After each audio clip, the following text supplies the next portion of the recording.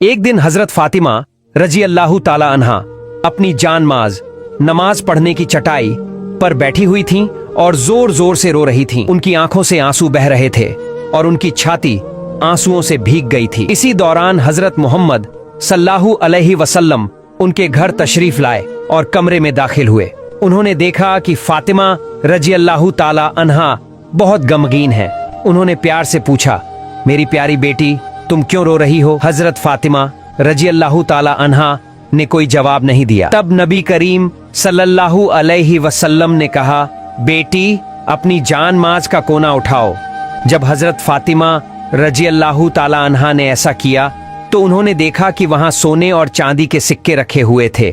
नबी करीम सल्लल्लाहु अलैहि वसल्लम ने फरमाया, बेटी, ये सब तुम्हारे लिए हैं। तुम इन्हें अपनी जरूरतों के लिए इस्तेमाल कर सकती हो, इनसे अपना घर चला सकती हो और दुनिया की सारी सुख सुविधाएं प्राप्त कर सकती हो। लेकिन याद रखना, यह दुनिया और इसकी खुशियां केवल थोड़े समय के लिए है, जबकि आखिर परलोक की खुशी हमेशा के लिए है। अब तुम खुद सोचो, तुम्हें दुनिया की चकाचौंध चाहिए या आखिरत की सच्ची शांति? ये सुनकर हजरत फातिमा रजी अल्लाह ताला अन्हा समझ गईं कि असली खुशी दुनिया में नहीं बल्कि आखिरत में है। एक दिन नबी करीम सल्लल्लाहु अलैहि वसल्लम हजरत फातिमा रजी अल्लाह ताला अन्हा के दरवाजे पर पहुंचे और उन्हें आवाज दी, लेकिन अंदर से कोई जवाब नहीं आया।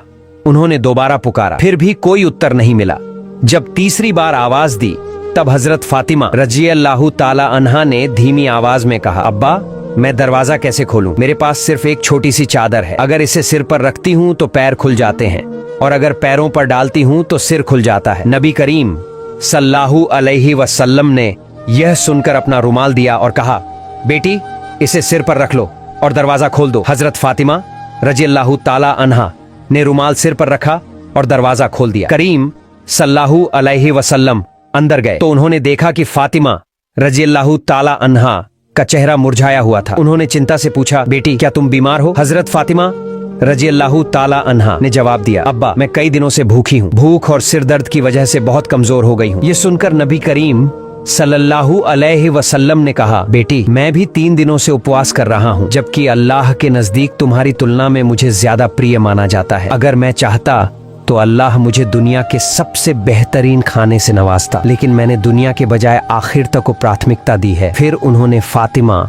रजी अल्लाह ताला अन्हा को खुशखबरी देते हुए कहा, बेटी, सब्र रखो, अल्लाह की कसम, जन्नत में तुम औरतों की सरदार होगी और जन्नत की चाबी तुम्हारे हाथ में होगी। यह सुनकर हजरत फातिमा रजी अल्लाह ताला अन्हा को आश्चर्य हुआ और उन्होंने पूछा, अब्बा, फिर बीबी मरियम और बीबी आसिया का क्या होगा? नबी करीम सल्लल्लाहु अलैहि वसल्लम ने जवाब दिया, बीबी मरियम अपने समय की औरतों की सरदार थीं और बीबी आसिया भी अपने समय की औरतों की सरदार थीं, लेकिन तुम फातिमा कयामत तक आने वाली सभी औरतों की सरदार होगी। एक बार हजरत फातिमा रजी अल्लाह ताला अन्हा अपनी यहूदी दोस्त के साथ एक बाग में खड़ी थीं और आपस में बातें कर रही थीं। तभी कुछ लोग आए और उस यहूदी लड़की से कहा, तुम्हारे पिता ने तुम्हें घर बुलाया है। जब वह लड़की अपने घर पहुंची तो उसके पिता ने कहा, बेटी, मैंने तुम्हारे लिए एक अच्छा रिश्ता तय किया है। वह लड़का यहूदी समुदाय के एक अमीर उद्योगपति का बेटा है। क्या तुम इस शादी के लिए तैयार हो? लड़की ने जवाब दिया, अब्बा, मुझे सोचने के लिए 1 रात का समय दें, मैं कल आपको अपना उत्तर दूंगी। उसके पिता ने उसे सोचने का समय दिया। लड़की बिना किसी देरी के दौड़कर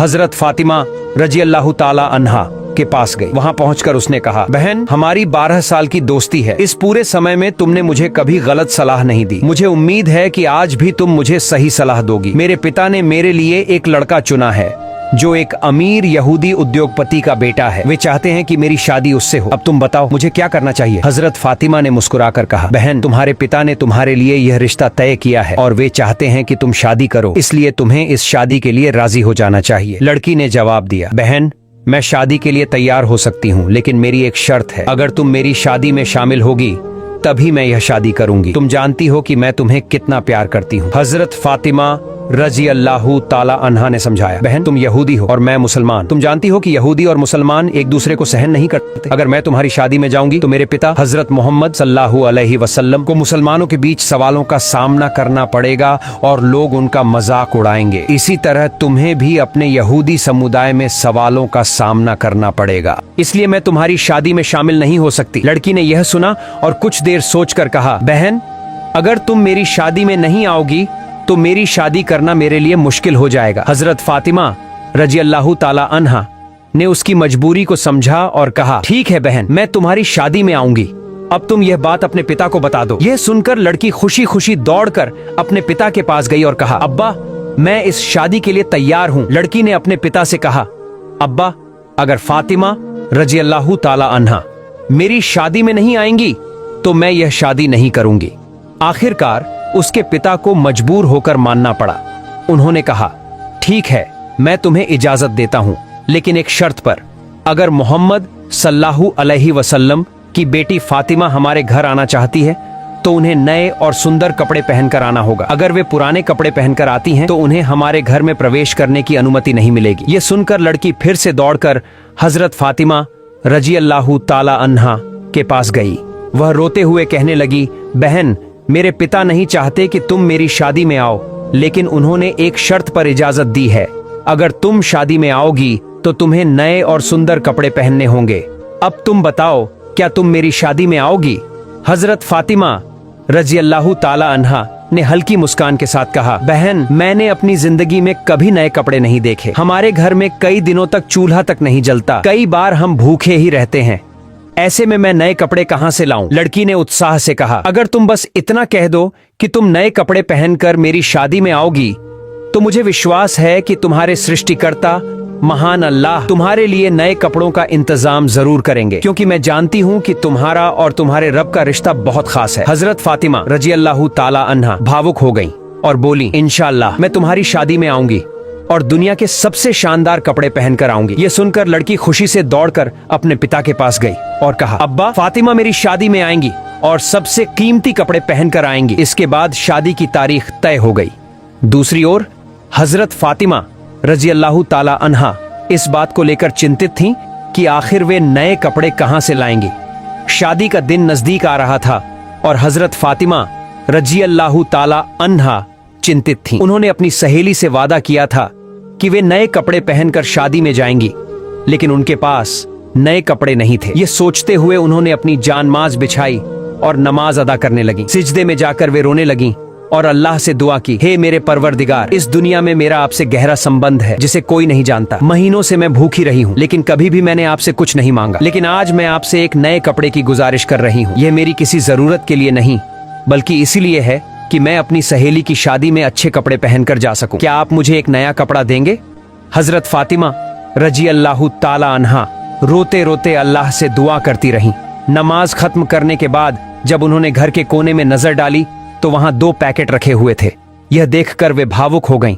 वह तुरंत उन पैकेटों को लेकर हजरत मोहम्मद सल्लल्लाहु अलैहि वसल्लम के पास गईं और पूरी घटना सुनाई। जब हजरत मोहम्मद सल्लल्लाहु अलैहि वसल्लम ने पैकेट खोला तो उसमें से जन्नत की खुशबू आने लगी। उन्होंने फातिमा रजी अल्लाह ताला अन्हा को गले लगाया, उनके माथे को चूमा और कहा, बेटी, यह कपड़ा तुम्हें कहां से मिला? यह तो दुनिया का कपड़ा नहीं बल्कि जन्नत का कपड़ा है। तुमने छिपकर अल्लाह से रिश्ता जोड़ा है और अल्लाह रब्बुल आलमीन तुमसे खुश हो गए हैं। तुम्हारी दुआ कबूल हो गई है, इसलिए उन्होंने तुम्हारे लिए जन्नतुल फिरदौस से यह कपड़ा भेजा है। फिर हजरत मोहम्मद सल्लल्लाहु अलैहि वसल्लम ने कहा, बेटी, तुम इस कपड़े को पहनकर अपनी यहूदी दोस्त की शादी में जा सकती हो, लेकिन तुम्हें पर्दा हिजाब भी रखना होगा। हजरत फातिमा रजी अल्लाह ताला अन्हा ने कहा, अब्बा जान, मैं अपने हिजाब के साथ अपनी दोस्त की शादी में जरूर जाऊंगी। जब उन्होंने जन्नती कपड़ा पहना तो उनकी खूबसूरती और भी बढ़ गई। जब वे शादी के घर में दाखिल हुईं तो ऐसा लगा जैसे वहां रोशनी फैल गई हो। हजरत फातिमा रजी अल्लाह ताला अन्हा के पास कई महिलाएं बैठी थीं। जब उन्होंने देखा कि फातिमा इतनी सुंदर और कीमती कपड़े पहने हुई हैं तो वे हैरान रह गईं। सबने पूछा, फातिमा, तुम तो गरीब हो, फिर तुम्हें इतना खूबसूरत कपड़ा कहां से मिला? हजरत फातिमा रजी अल्लाह ताला अन्हा मुस्कुराई और बोली, मैंने इसे बाजार से खरीदा है। यह सुनकर महिलाओं को और ज्यादा जिज्ञासा हुई। उन्होंने पूछा, कौन से बाजार से, किस दुकान से? फातिमा रजी अल्लाह ताला अन्हा ने हल्की मुस्कान के साथ जवाब दिया, तुम उस बाजार को नहीं जानती और न ही उस दुकान को पहचान सकोगी। महिलाएं और ज्यादा उत्सुक हो गईं और बोली, बस एक बार उस बाजार का नाम बता दो, हम जरूर वहां पहुंच जाएंगे। तब हजरत फातिमा रजी अल्लाह ताला अन्हा ने कहा, उस बाजार तक जाने के लिए एक खास रास्ता है। उस रास्ते का नाम सिरात अल मुस्तकीम है। यह वही रास्ता है जो सही मार्ग दिखाता है। और जिस पर चलकर इंसान अपने ईमान को मजबूत कर सकता है। महिलाएं आश्चर्य में पड़ गईं और आपस में कहने लगीं, तो इसका नाम सिरात अल मुस्तकीम है। अगर हम इस रास्ते पर चलेंगी तो सही मायनों में उस बाजार तक पहुंच सकती हैं। फिर फातिमा रजी अल्लाह ताला अन्हा ने आगे बताया, जब तुम इस रास्ते पर चलोगी तो एक बाजार पाओगी। उस बाजार का नाम है जन्नत और उसमें एक दुकान है जिसका नाम है जन्नातुल फिरदौस। उसी दुकान के मालिक ने मुझे यह कपड़ा दिया है। महिलाएं बहुत उत्साहित हो गईं और कहने लगीं, हम उस दुकान के मालिक से मिलना चाहती हैं, हमें वहां ले चलो। हजरत फातिमा रजी अल्लाह ताला अन्हा ने जवाब दिया, उस दुकान के मालिक के पास जाने के लिए तुम्हें एक खास वाक्य पढ़ना होगा। क्या तुम वह वाक्य पढ़ सकती हो? सभी महिलाओं ने एक साथ कहा, हाँ हम पढ़ेंगे, हमें बताओ वह वाक्य क्या है। तब हजरत फातिमा रजी अल्लाह ताला अन्हा ने उन्हें वह वाक्य बताया, ला इलाहा इल्लल्लाह मुहम्मदुर रसूलुल्लाह। जैसे ही महिलाओं ने यह कलमा पढ़ा वे खुशी से सुभान अल्लाह कहने लगीं। प्यारे दोस्तों, थी हमारी आज की वीडियो यहीं समाप्त होती है। अगर आपको ये वीडियो पसंद आई हो तो चैनल को तुरंत सब्सक्राइब करें और एक लाइक करें और फिर कमेंट बॉक्स में अल्लाह का नाम लिखें। फिर मिलेंगे एक नई वीडियो में, लेकिन तब तक खुश रहें, स्वस्थ रहें और अपने परिवार का ख्याल रखें। अल्लाह हाफिज।